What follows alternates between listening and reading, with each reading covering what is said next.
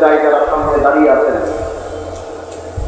আমি আপনাদের কাছে বিনীতভাবে অনুরোধ করবো, যদি আপনারা বসছেন তো মুখ মাথা দেখতে বড় সুন্দর লাগছে, তো আমি চাই কেউ যেন ওখানে কোথাও যেন দাঁড়িয়ে না থাকে। আমরা ওলামায়ে কেরামের মজলিসের আদবের রক্ষার্থী আমরা প্রত্যেকে যার যার স্থানে আমরা বসে পড়ব। আমি আমার কথা শুরুতে প্রথমে বলতে চাই, আমি আজকে কোনো বয়ান করবো না, কোনো ওয়াজ করতে পারবো না। করবো তো কার সামনে করবো? আমার উস্তাদ আসাতে যা হযরত মাওলানা সাইয়্যিদ আহমেদ বাদাম সরকার উপস্থিত। আমি কথা বলতে চাইলাম, আমার বুঝতে কথা আসছে না। আমার আজও মনে পড়ে, যখন আমি হুজুরের কাছে ছিলাম, হুজুর আমাকে তার সাথে তার পাশে বসে রাখা হয়েছে এবং তার সাথে সাথে সবসময় রাখতেন এবং বলতেন, কারণ তুমি যেই বংশের সন্তান, আমি চাই তুমি একজন ভালো আলেম হও, আমি চাই তুমি একজন ভালো আদর্শবান ব্যক্তি হও। কারণ তুমি পড়ালেখা করো আর না করো, কিন্তু একটা সময় তুমি এমন পর্যায়ে যাবা, এদেশের মানুষ তোমার কথা শুনবে, এদেশের ওলামায়ে কেরাম তোমার কথা শুনবে। তুমি একটা জায়গায় দাঁড়ায় বক্তব্য দিবা, তোমার কথা সঠিক নাকি বেশি সেটা দেখবে না, কিন্তু কে বলছে সেটা তারা দেখবে। আজকে আমার সেই 2011 সালের সেই সময় থেকে আজকের এই কথাটা আমার মনে পড়ে গেল। আমি জানি না মাদ্রাসার বারান্দায় ঘুরে ঘুরে কত জেলের মাধ্যমে করতে পারছি, কিন্তু হুজুর যে কথাটা সেই দিন বলেছিলেন, আজকে হুজুরকে আল্লাহ পাক হায়াতে তাইয়্যিবা থেকে আজকে হুজুর এখানে উপস্থিত, আমিও এখানে উপস্থিত। আজকে দেখলাম হুজুরের কথা হয়তো 15 বছর পর গিয়ে সেই কথাটা সত্যি বাস্তবে রূপ ধারণ করেছে। আজকে আমি নেতৃত্ব দিতে চাই না, কিন্তু যখন দেখলাম গোটা দেশ জুলুমের আখড়া হয়ে গেছে, আমি নেতাগিরি করতে চাই না, কিন্তু দেখলাম গোটা দেশ যখন সে তার ক্রেতাদের ভিতরে লিপ্ত হয়ে গেছে, আমি এখানে নামতে চাই না, কিন্তু দেখলাম যখন গোটা দেশ ইসলাম বিদ্বেষী কাজের মধ্যে নিমজ্জিত হয়ে গেছে এবং দেশের ভালো ভালো মানুষগুলোকে সেটা নেতৃত্ব দিচ্ছে, তখন আমি মনে করলাম আমার এখন ঘরে বসে থাকার আর কোনো সময় নেই। আমি যদি ঘরে বসে থাকবো, এই দেশ আর জাতিকে পথভ্রষ্টকারীরা ধ্বংসের দিকে এগিয়ে নিয়ে যাবে। ঘরে বসে থাকতেও ঘরে বসে থাকতে পারলাম না, চলতে থাকলো জুলুমের আগ্রাসন। গোটা শিবচরটা একটি জিম্মি হয়েছিল, এখান থেকে পাপ চাইলে আমার ওলামায়ে কেরাম বলেন, আমার কথা ঠিক কিনা? এই মানুষ জিম্মি হয়েছিল বলে নয়, আজকে এখানে যে আমাদের স্থায়ী ওলামায়ে কেরাম উপস্থিত হয়েছেন, আমি নাম বললাম না, এখানে অনেকেই আপনারা জিম্মি হয়েছেন। আমার শিবচরে হাজী শরীয়তুল্লাহর বংশের সন্তান জীবিত থাকতে এদেশে অন্যায় হবে। হাজী শরীয়তুল্লাহর সন্তান জীবিত থাকতে এদেশে জুলুম হবে। হাজী শরীয়তুল্লাহর সন্তান জীবিত থাকতে এদেশে আলেমদেরকে জিম্মি করা হবে। তখন আমাদের জীবিত থাকার থেকে মরে যাওয়া বেশি উত্তম ছিল।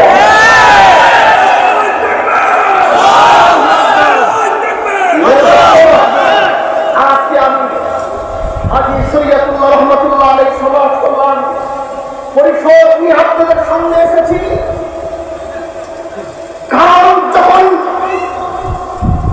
এই শিবচরে আক্রমণ করেছি, কারণ আমার সাথী ছিল একমাত্র আমার রব। আমি কারো উপরে ভরসা করে আমি ময়দানে নামি যাইনি, কিন্তু আমি ময়দানে আমার পরে দেখতে পাচ্ছি আমার শত্রু আমার ঘরের মধ্যে। আমি ময়দানে আমার পরে দেখছি আমার মতো গাড়ি, আমার মতো টুপিওয়ালা হয়তো কেউ কোথাও থেকে আমার শত্রু করার চেষ্টা করে। কিন্তু ওলামায়ে কেরামের মজলিসে আমি বলে দিই, যেদিন এই শিবচরে আগমন করেছিলাম, ওদিন আমার সাহায্য, আমার সমস্ত বিশ্বাস, আমার রব, আমার আল্লাহর উপরে পরিপূর্ণ ভরসা নিয়ে আমি শিবচরে আগমন করেছিলাম এবং এখান থেকে এসে আমি প্রতিজ্ঞা করেছিলাম সেই শিবচরের মানুষদেরকে, এই শিবচরের ওলামায়ে কেরামদেরকে জিম্মির জিন্দির থেকে তাদেরকে আবদ্ধ করবো, তাদেরকে উঠিয়ে নিয়ে আসবো। এবং এই সন্তুষ্টি একমাত্র আল্লাহ পাককে রাজি করবার জন্য আমার কোন ব্যক্তি কারণে নয়। এটা করতে গেলে তো একটি প্ল্যাটফর্মের প্রয়োজন হয়। এমনি এমনি কাজ করতে গেলে কাজ থাকে অবসর, কাজের কোনো সীমাবদ্ধ থাকে না। তখন আমরা 2020 সালে হাজী শরিয়াতুল্লাহ সমাজ কল্যাণ পরিষদ নিয়েছিলাম। চিন্তা করলাম এখন মাঠ ফাঁকা পেয়ে সবাই রাজনীতি নিয়ে ব্যস্ত। মাঠ ফাঁকা নিয়ে কে রাজনীতি করবে, কে এমপির আসন গ্রহণ করবে, কে চেয়ারম্যানের আসন গ্রহণ করবে, কে এলাকার পার্টি নেতা হবে, কার আন্দারে আবার চালাবাজি শুরু হবে, এই ধান্দা নিয়ে কোথা পেয়েছে। আমি চিন্তা করলাম সবার মতো আমার কাজ বানাবে না, আমার সেই আগের হাজী শরিয়াতুল্লাহ নিজের উপরে ফিরে যেতে হবে। হাজী শরিয়াতুল্লাহ সেই আদর্শের উপরে আমার আবার ফিরত যেতে হবে। সমাজ যদি নষ্ট থাকে তো আমি রাজনীতি করে কি করবো? সমাজের মানুষ যদি নষ্ট থাকে তো আমি রাজনীতির আসলে বসে আমি কি করবো? আমি চিন্তা চেতনা সেই জায়গায় আমি নিয়ে গেলাম। আমি গ্রামের সেই সমাজ ব্যবস্থা থেকে আবার কাজ করা শুরু করব। এবং সেই কাজ কি হবে? সেই কাজ হবে অন্যায়ের বিরুদ্ধে কথা বলা, জুলুমবাজদেরকে আর মাথা উঁচু করে তার ভোটে শিক্ষা অন্তত দেওয়া হবে না।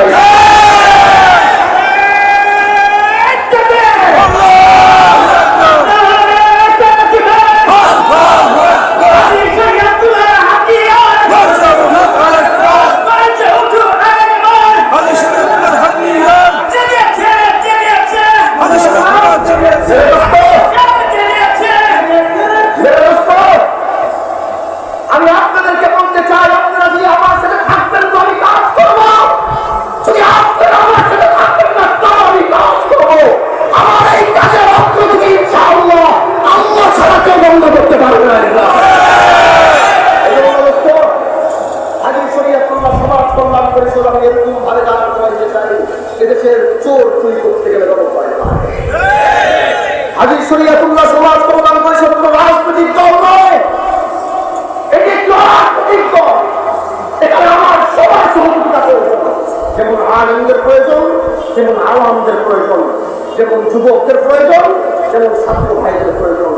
আসেন না আমরা সুন্দর যে শিবচরের স্বপ্ন আমরা এতদিন দেখেছি, যে শিবচর করতে আমাদেরকে বাধা দেওয়া হয়েছে।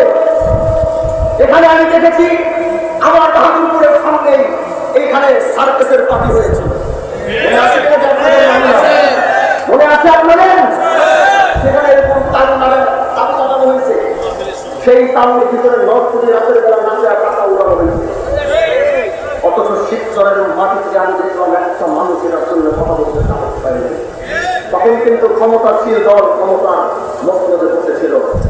আমি সহ্য করতে পারি না। আমার ভাই আব্দুল্লাহ মোহাম্মদ বলছেন, আমি আমার ভাই কহা আমাদের শরীরের ভিতরে আগুন চলে গেল, এটা কিভাবে সম্ভব? তখন বাহাদুরপুরের কবরের করে এখনো খুঁজা হয়নি, আমাদেরকে কবর দেওয়া হয়নি। এই মাটিতে কথা বলি, কিন্তু আল্লাহ পাক আমাদেরকে সেই সময় উচ্চস্বরে কথা বলার সুযোগ দিয়েছিলেন। এবং আমরা যখন দেখলাম যেটা বন্ধ করতে হবে, আমরা আমাদের সামর্থ্য অনুযায়ী আমরা এই রাস্তাটাকে বন্ধ করে আমরা সেটা প্রতিবাদ করেছিলাম। এজন্য দোস্ত, আমরা ওই স্বপ্ন, ওই শিবচর দেখি যে শিবচরের স্বপ্ন হাজী শরিয়াতুল্লাহ দেখেছিল। আমরা তো ওই শিবচরের স্বপ্ন দেখি যে স্বপ্ন কি মুসলিমদের রাস্তায় কুতুবিয়া রাহমাতুল্লাহ আলাইহি দেখেছিল। এজন্য আজ আমি আমার এই শিবচরের ওলামায়ে কেরামকে বলবো, আপনি রাত 3টা বাজে যদি বিপদে পড়েন, আল্লাহ কসম করে বললাম আমার বান্দা 24 ঘন্টা আপনার সঙ্গে শোয়া থাকবে। আপনি দেখেন আমি আপনার পাশে এসে দাঁড়াই দিলাম। ওই দিন আমার একজন ইমামকে চোর সবাইয়ের মধ্যে সেই মাদার, সেই হিন্দু আসছে, হিন্দু সাধু, সেই সাধু কার্যক্রম নিয়ে আমার একজন ইমামের গায়ে করে দেওয়া আছে কিনা? উনি এখানে ওই যে আমার গায়ে উপস্থিত আছে। আমি যখন শুনেছি আমার ইমামের গায়ে হাত দিয়েছে, তখন আমি চিন্তা করেছি, হয় আমার জীবনের শেষ বিন্দু রক্তটুকু দিয়ে দিব, কিন্তু এদেশের কোন আলেমের গায়ে কোন পার্টি নেতা কোন পণ্য ব্যক্তির ক্ষমতার মস্তক বসাই দেব। আমি সেই জায়গায় উপস্থিত হয়েছি, বিচার সেখানে হয়েছে। আমি আমার ওলামায়ে কেরামদেরকে বলতে চাই, আপনাদের কিসের কাকে ভয় পান? আপনারা যদি চিন্তা করেন আজ আপনারা সেই জিম্মির জায়গায় বন্দি থাকবেন তো আপনারা দিয়ে থাকেন, কিন্তু আপনারা জিম্মি থাকতে চাইলেও আমি আপনাদেরকে থাকতে দেব না। আমি আপনাদের পাশে দাঁড়াবো, আপনার সাথে দাঁড়াবো, আপনার দাঁড়িয়ে দাঁড়াবো, কিন্তু আপনাকে আমি জিম্মি থাকতে দেব না। এটা হলো আমার তমন্না। এজন্য ভাই আজ শরীয়তুল্লাহ সমাজ কল্যাণ পরিষদ যদি এবার ময়দানে নামে এই অরাজনৈতিক দলটি যে আপনাদের সাথে আপনাদেরকে পাশে নেব, যদি আমরা একটু সুন্দর শিক্ষক, যে শিক্ষার কোনো বৈষম্য থাকবে না, যে শিক্ষার কোনো অনাচার, জিনা, জুলুম, চুরি, পাটপাড়ি, নেশা, দ্রব্য থাকবে না, এমন এক সমাজ যে আমরা করতে চাই, আপনারা সাথে থাকবেন কিনা বলেন?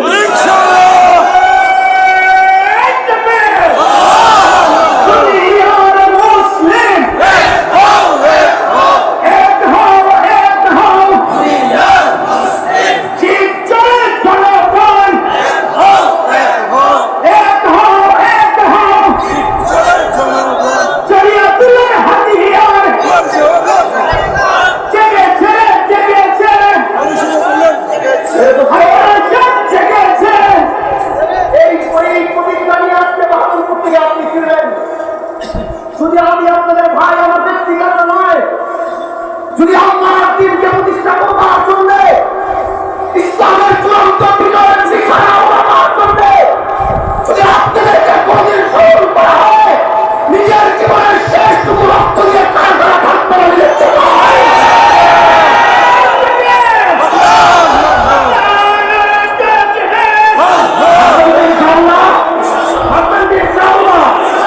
আরেকটি ঘোষণা দিতে চাই, আমি আমার মন করা চলব না। আমি দেখছি মন করা চলতে গেলে রাস্তা হারায় ফেলতে পারে। আজকে আমার উস্তাদে আপনাদের যিনি আমার জীবনের একটা অংশ, যার ভালোবাসা উস্তাদ করলে, যাকে আমার দিমাগ, আমার নেতা, আমার স্মরণে যার নাম, যার আদর্শ আছে, তিনি হচ্ছেন আমার উস্তাদ পেশা হযরত মাওলানা সাইয়েদ দাদামত বরকত।